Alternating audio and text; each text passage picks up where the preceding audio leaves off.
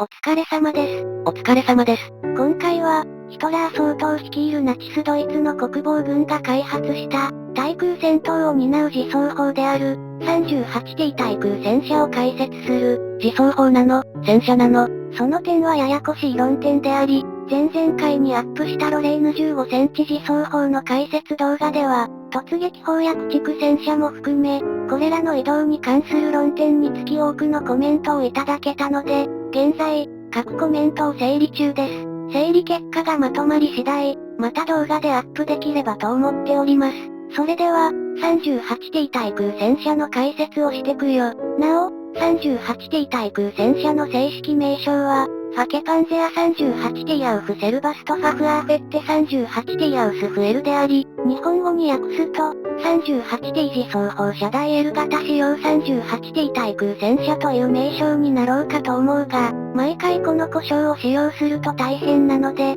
38T 対空戦車と呼称をさせていただければと思う。正式名称のとこは音声ソフトがついていけてないな。やむを得ない。ところで、さっきから言ってる対空戦車ってそもそも何？それでは、38T 対空戦車の解説をするにあたり、まずは、対空戦車とは何ぞやという問題から話をしていこう。対空戦車は、戦車などから有用した車体に、対空兵器つまり航空機などを撃墜するための装備を搭載した装甲車両だ。このチャンネルは戦車、自走砲、駆逐戦車、突撃砲と区別のややこしい戦闘車両の解説を展開してきたが、新しくややこしい車種に手を出したな。この類の装甲車両は第二次世界大戦終結後も開発され、西ドイツ陸軍、現在のドイツ連邦陸軍では、主力戦車であるレオパルト1の車体を有用した自走式対空砲である、ゲパルト自走対空砲なんかが存在する。ゲパルト自走対空砲はレーダー配置に特許があるため、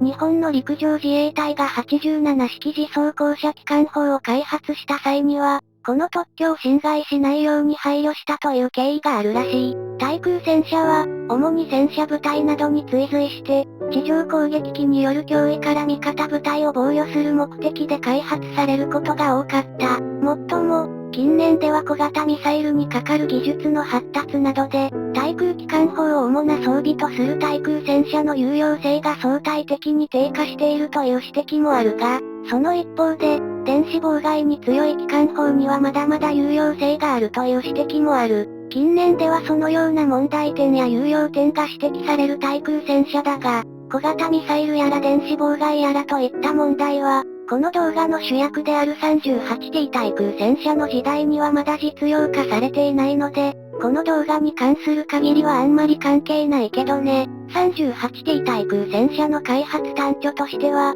1943年、ドイツ国防軍が重宝していた、ある優秀な戦車を使用して対空戦車を開発することを決定した時点に遡る。重宝していたある優秀な戦車とは、38T 戦車だ。なるほど、だから 38T 対空戦車という名称なわけか。38T 戦車は以前にも解説したな。画像に出ている動画は、現生産国であるチェコスロバキア共和国軍の正式名称に沿って、サムネイルと題名には LTVZ38 戦車と記載をしていたんだが、意外と視聴回数が伸びなかったので、試しにドイツ国防軍内の呼称である 38T 戦車に修正してみたら、視聴回数がぐいっと1万回を超えたという不思議な現象が思い出に残っている。著作権表示の理由で作品名は言わないが、ある名作の影響だろう、多分。ドイツ国防軍にとっては 38T 戦車、現生産国であるチェコスロバキア共和国軍にとっては LTVZ38 戦車は、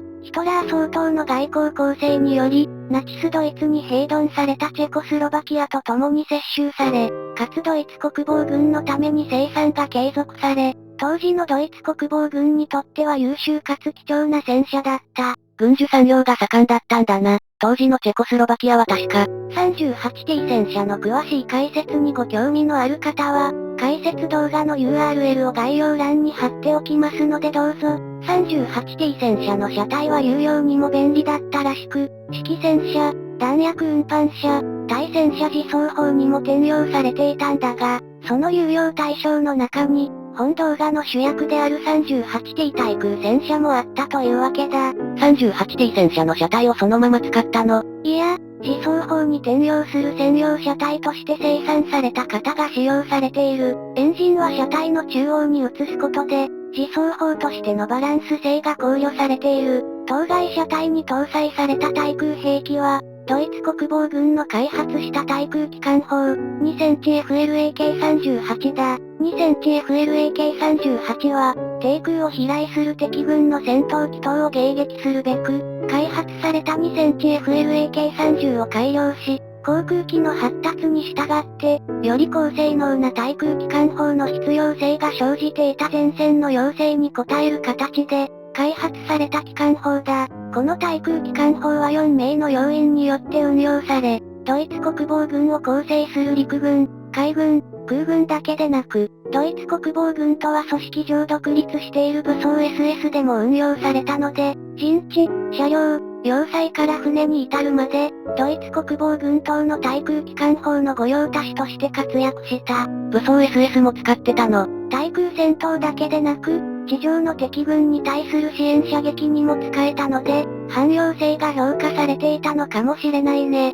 また、この 2000FLAK38 対空機関砲を要する 38T 対空戦車の戦闘室は、上から見ると八角形の形をしている。なんか変わってる印象だな。しかもこの戦闘室は、戦闘室を覆う装甲を外側に開くことができ、2cmFLAK38 を露出することができたらしい。なんでわざわざ露出を？ 2cmFLAK38 はもともと対空機関砲だから、対空射撃を主眼にしているんだが、周りの装甲を外側に倒して露出させることで、地上の目標に対する水平射撃が可能になるんだ。なるほど。車体の前方に向かってしか撃てないの？いや、全周射撃が可能だった。2cmFLAK38 自体は、対空機関砲という性質上、マイナス20度からプラス90度までの方針の浮揚が可能だったので、38T 対空戦車に搭載されている時も、負荷の数値はやや小さくなるが、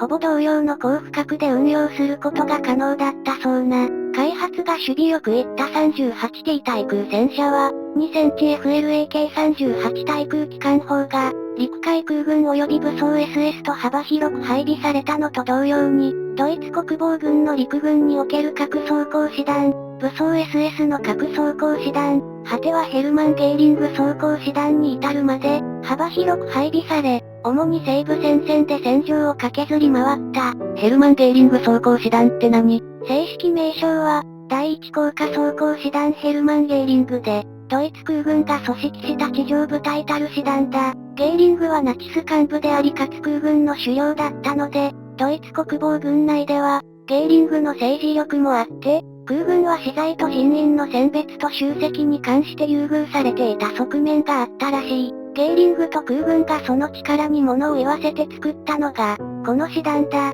歴史を辿っていくと、ゲーリングの私兵的な部隊を、空軍に無理に組み込んだのが始まりなんだけどね。ナチスっぽい話だな。装甲師団化するにあたっては、これもゲーリングの政治力に物を言わせて、陸軍から、機甲戦のベテラン戦闘員らを引き抜いて、師団のレベルを引き上げたらしいね。最後は少し話がそれたが、以上の通り、38T 対空戦車の解説をしてきたが、戦車や航空機を中心にした本チャンネルの機構情報5チャンネルだけでなく、大日本帝国陸軍や特別高等警察、ドイツ国防軍の軍人、作戦、教育などの解説チャンネルである、秋田号というチャンネルもやっているので、概要欄にリンクを貼っておくので興味のある方は機構情報号のチャンネル登録だけでなく、秋田号もご覧ください。画像の動画は、白昼堂々、戦前日本の陸軍省で、派閥抗争に巻き込まれた現役の高級軍人が、軍刀により暗殺されてしまうという、悲劇の永田鉄山が暗殺された相沢中佐事件について解説をした動画です。